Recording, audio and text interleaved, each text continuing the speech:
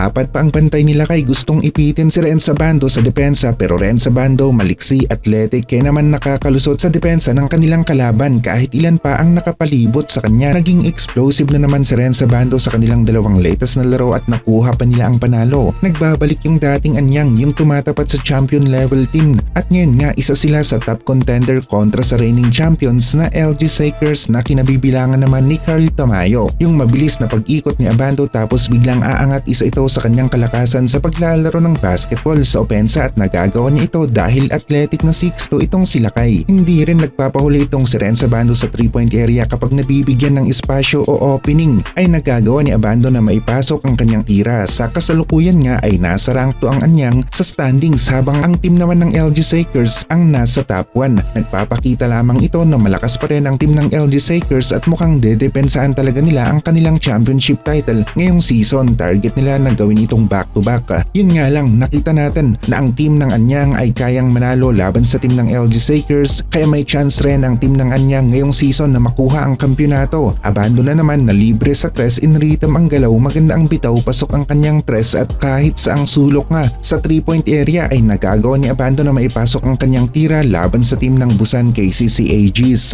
Hindi lamang maaasahan si Abando sa opensa maging sa pagkuha na rin ng rebound, nakikipagsabayan ito sa tuktok at nagagawa niyang sabayan ang mga mas malalaking mga players dahil na rin sa mataas tumalon itong si Renza Bando at yung mataas na angat ni Abando ay nagagamit niya rin sa opensa, angat bago bitaw ng floater na ma-maximize ng gusto ni Lakay ang art ng floater sa kanyang opensa at bagay nga rin sa kanya ang style na ito. Dito tayo napabilib ni Lakay, kung titignan nga nating mabuti ay halos lumilipad na si Renza Bando sa ere, layo ng agwat ng kanyang kasabayan na big man sa pagkuha ng rebound. Panalo ang Anyang sa game na ito laban sa team ng KCC Aegis.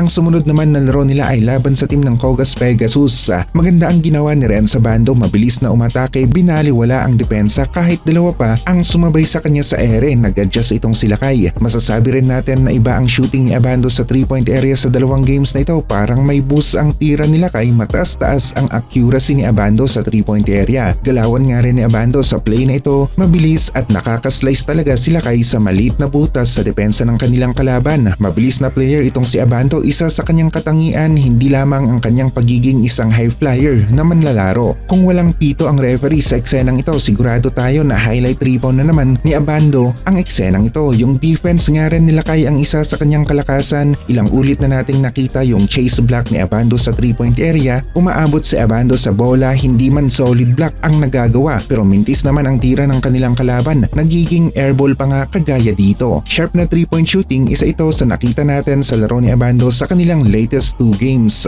Mas malaki ang kalaban, banggaan sa ere ang nangyari pero Abando pa rin ang nanalo na nasa 6'2" lamang ang height at mas magaan pa nga ng konti. Ito ang resulta kung athletic ang isang manlalaro na babaliwala rin yung advantage ng kalaban sa height at bigat.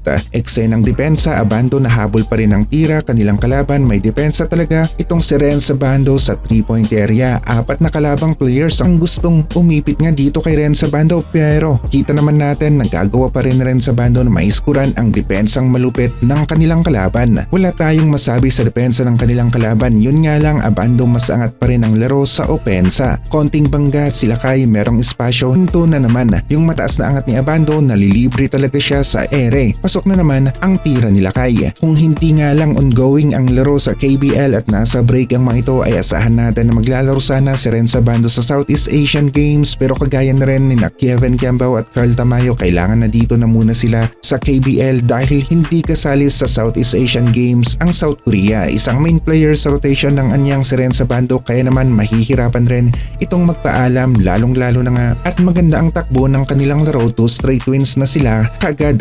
pagkatapos ng maikling break dahil sa FIBA World Cup Asian Qualifiers. Kung depensa ang usapan, maaasahan natin ang isang Renza Bando sa perimeter, 3-point area at maging sa loob ng paint, nakikipagsabayan pa nga sa pagkuha ng rebound. All around ang galawan ng isang Renza Bando, two-way player ika nga nila. At dahil dito buo ang tiwala ng kanilang coach kay Renza Bando, isa si Abando sa manlalaro na kabilang sa main rotation ng kanilang coach kasama ang mga main players ng Anyang at bilang isang role player nga rin ay masasabi natin na nagagampanan ng isang Renza Bando ang kanyang role at nakapagbibigay ng solid na ambag sa kanyang team na Anyang. Malapit na rin ang All-Star at Renza Bando ang isa sa mga manlalaro sa KBL Slam Dunk Champions sigurado tayo na Air Abando ang isa sa magiging kalahok sa paparating na event na ito para sa second title ng Slam Dunk Champion KBL. Renz Abando magiging 2-time champ sa Slam Dunk competition kapag nagkataon.